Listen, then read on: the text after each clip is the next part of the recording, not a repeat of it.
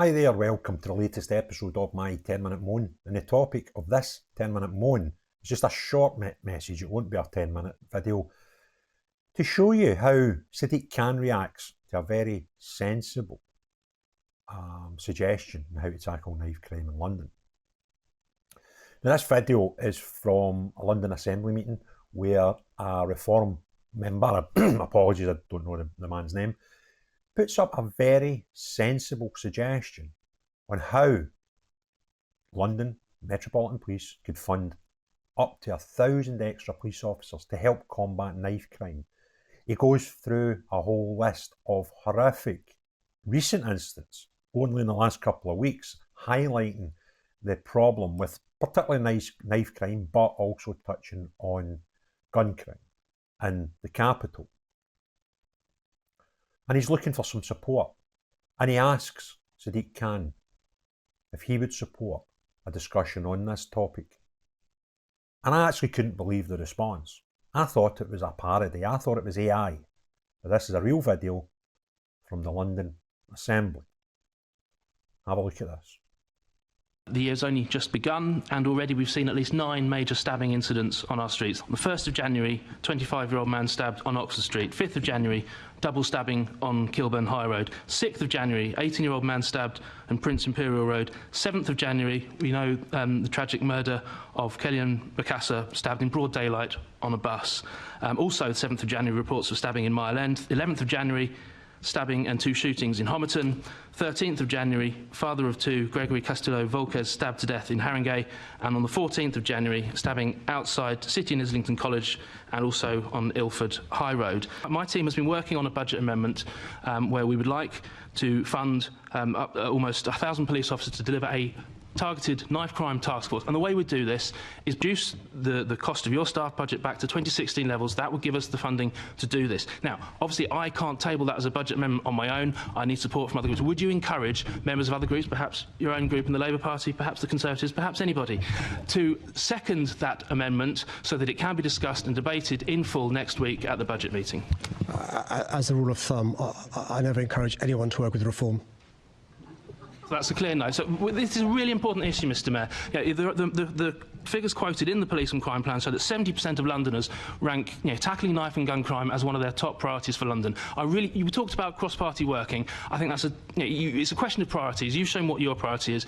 I'm showing what my priority is. I really, really hope that members present, other members present, perhaps will have a more constructive conversation with me. Thank you. It's a really important issue, Mr. Mayor. Yeah, the figures quoted in the police and crime plan show that 70% of Londoners rank tackling knife and gun crime as one of their top priorities for London. You talked about cross-party working. I think that's it's a question of priorities. You've shown what your priority is. I'm showing what my priority is. I really, really hope that members present, other members present, perhaps will have a more constructive conversation with me. Thank you. Absolutely disgusting. Now, I'm no Reform's biggest fan. I am actually quite critical of them. I think the party could be and should be far more aligned to what it should be and what the public want it to be than it is today.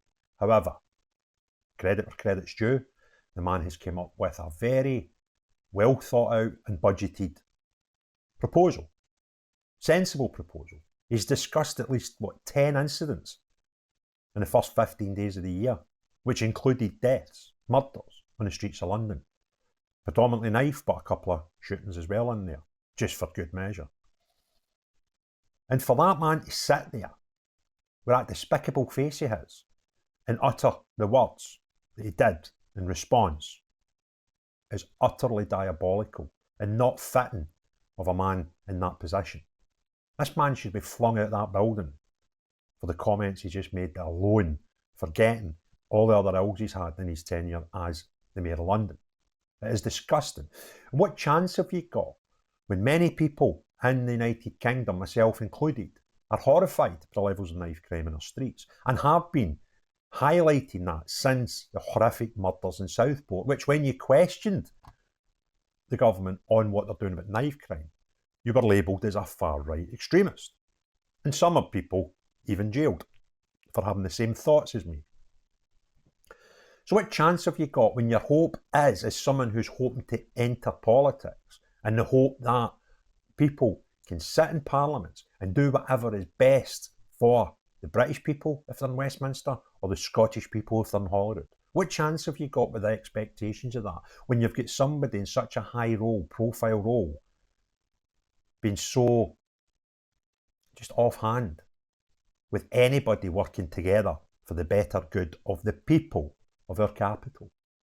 What chance does that highlight for anybody looking to get involved in politics for the greater good and try and make any of our communities at local level, at Holyrood level, or at national level, at Westminster?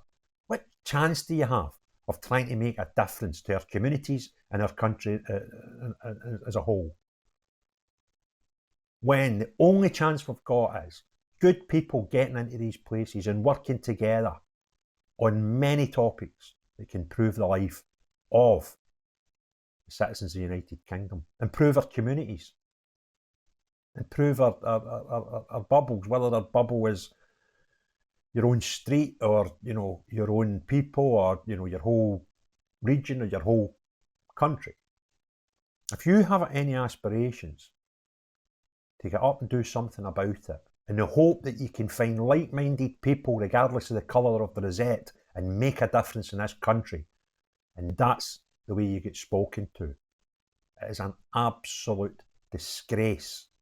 And anybody that turns up, this man needs to remind himself that he is a servant to the public, and in his role, the people of London.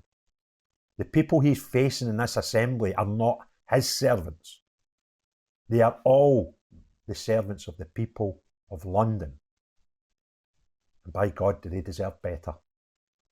I hope you've enjoyed the video. If you have, please give it a thumbs up. If you've not already done so, please hit the subscribe and the notification bell. Please give me your opinions in the comments below.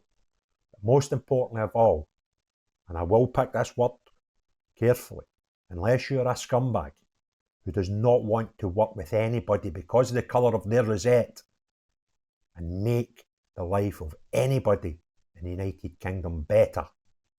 Not you, but everyone else. Have a great day. Cheerio bye now. Now, obviously, I can't table that as a budget amendment on my own. I need support from other groups. Would you encourage members of other groups, perhaps your own group in the Labour Party, perhaps the Conservatives, perhaps anybody, to second that amendment so that it can be discussed and debated in full next week at the budget meeting? As a rule of thumb, I never encourage anyone to work with reform. So that's a